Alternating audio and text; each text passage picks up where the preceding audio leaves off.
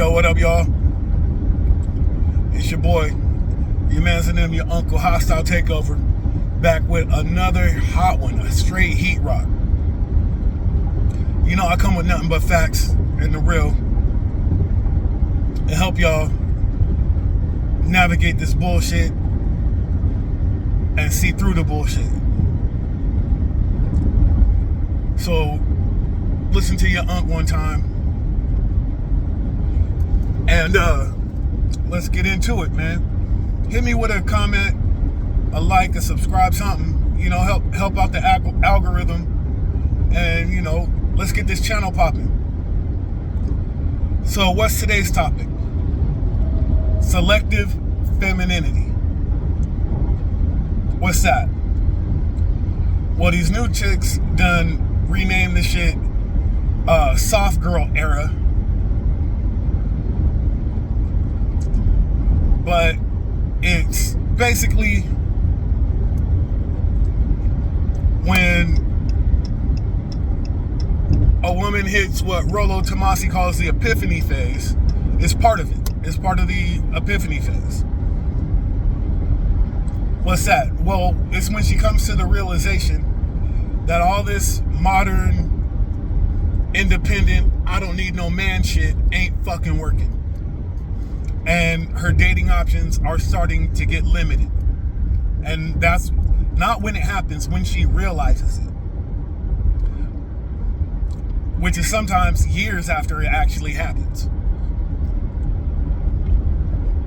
But then they turn to this shit like, I'm in my soft girl era and I want to be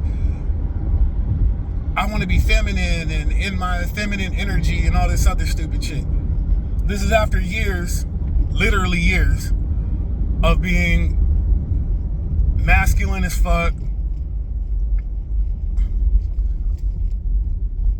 well after the hoe phase. She probably has 2 kids, maybe more. Definitely, I've seen probably like 90% of these chicks got very big, very visible tattoos, neck, hands, full sleeve, whatever.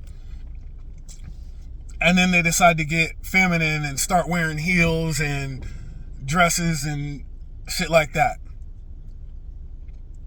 Is it too late? Not always. But that's when it happens. And it's selective because that's, after all this shit they've been through, that's when they choose to. That's when they choose to do all this shit that we were asking them to do in their early and mid 20s. So, is there a benefit in messing with these chicks? Not really. Not really. Because it's an act. It's a facade.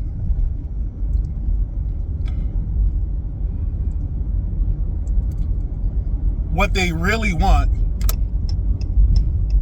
is someone to do what they really wanted, to tell them to do what they really want to do.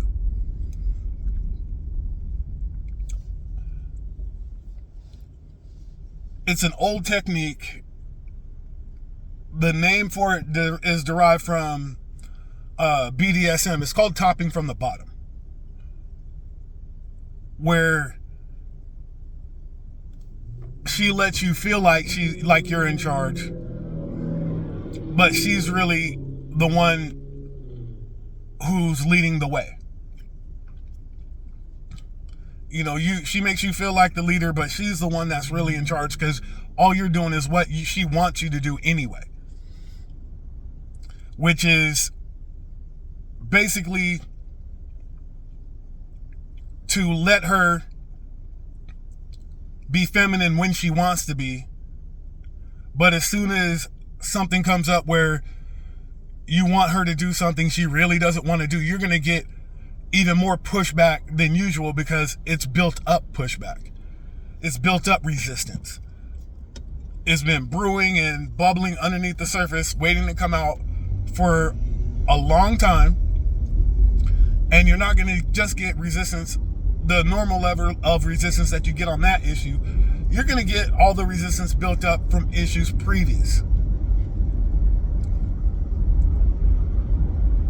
So, what is the benefit in that? There really is none. There really is none. Because the only time you're going to get that soft girl or that feminine chick is when she's doing what she wants to do.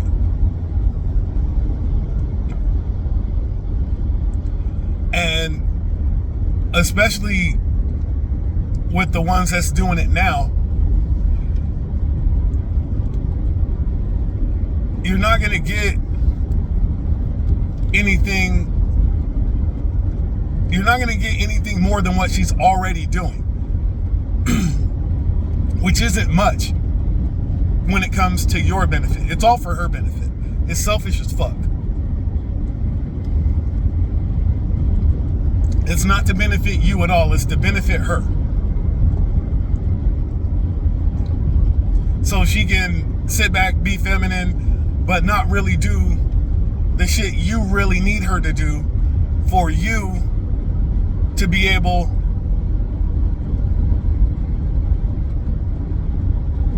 to actually lead.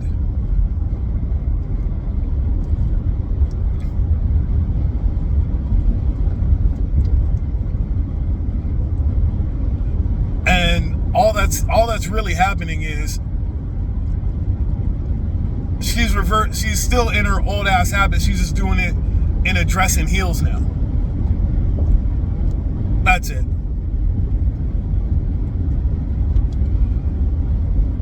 And you have to be able to see through that to make the right decision about which woman you're going to allow into your life. In a previous video, I told you that the people you allow in your life have a direct impact on the direction of your life.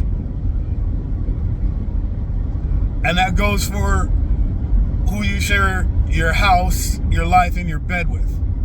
Especially because you're going to be around that person the most. So,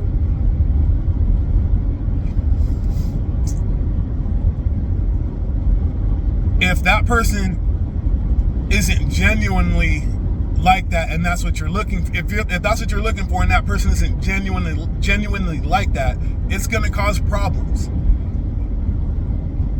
That soft girl era shit will be short-lived, I promise you. And they will go back to men ain't shit, I don't need a man, blah, blah, blah. Why? Because it's not going to work. They're not going to get what they want out of it. And you will be deemed useless once a fucking again.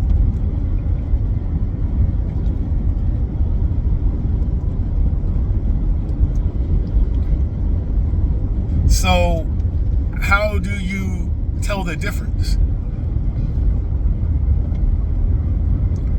You're gonna have to rattle her cage a little bit.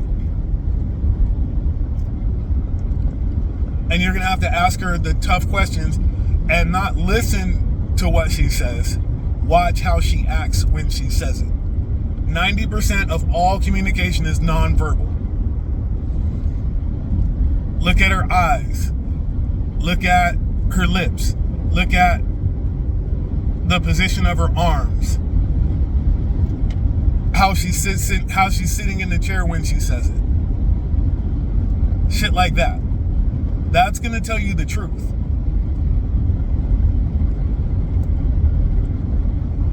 Prime example of that, and I really don't want to bring it up, but it's a relevant aspect, and it's relevant to this conversation. Ebony K. Williams. When Dr. Van Zandt asked her, would she date a bus driver? Look at her face. She's disgusted by the idea. Her eyes close, her lips purse. She, smacks her lips, sucks her teeth, and then says, only if he owns the bus. That's her out. She, even if that guy owned the bus, she wouldn't date him. I promise you. But she was busy. The idea of it was so repulsive to her, she had to take it a few seconds to think of a response that would give her an out that she could explain away later if she got pushback. Which she did, and she tried to explain it. But even if you check her body language and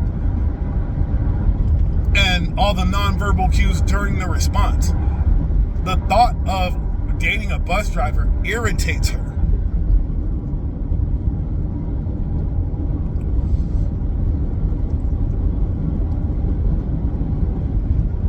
And the reason this is important is because if you are going out busting your ass and bringing home a legal... If you're going out busting your ass and bringing home a legal paycheck, you deserve a certain amount of respect just for that. No matter what the fuck you do. I don't give a fuck if you clean toilets or do construction, drive a bus, if you're, whatever. If you go out and bust your ass and put in the work to bring home legal money that you don't have to worry about going to jail for, you deserve a certain amount of respect just for that. Now, should you always be looking to level up, make more money, learn a new skill, all that shit? Yes. But you deserve respect. And if she doesn't respect the fact that you leave your house, apartment, whatever, every day, go out and get legal money, there's nothing wrong with being blue collar. There's nothing wrong with it. My grandfather was very blue collar. He worked double shifts at Reynolds Wrap in Chicago. Double shifts at Reynolds Wrap. Yeah, making, the aluminum foil motherfuckers. Double shifts. Very blue collar. Now, have some of my family members moved up to white collar jobs? Fuck yeah. I have a cousin that is a civil engineer. I have another cousin who is a area/regional manager. I have cousins who, I have two cousins that graduated from Stanford, one from Georgetown and one from Notre Dame. And they all have quote unquote white collar jobs. But I also have a cousin who's a fucking truck driver. I have a blue collar job. There's nothing wrong with being blue collar. Blue collar is what drives this fucking country. Blue collar is what makes this country operate. So don't ever fall for that shit. Don't ever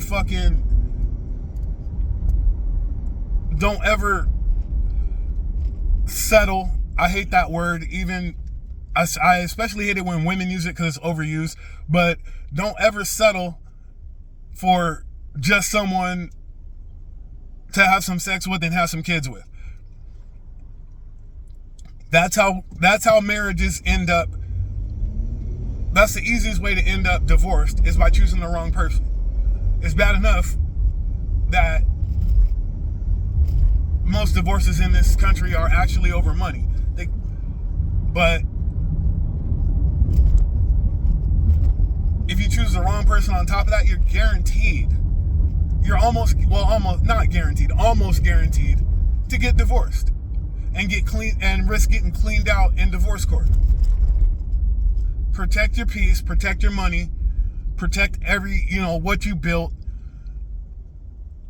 and then we'll go from there. But this video's a little long, so I'm gonna end it right here. As always, middle fingers up, put 2 fingers in your ass, spread them apart, say peace. All right, y'all.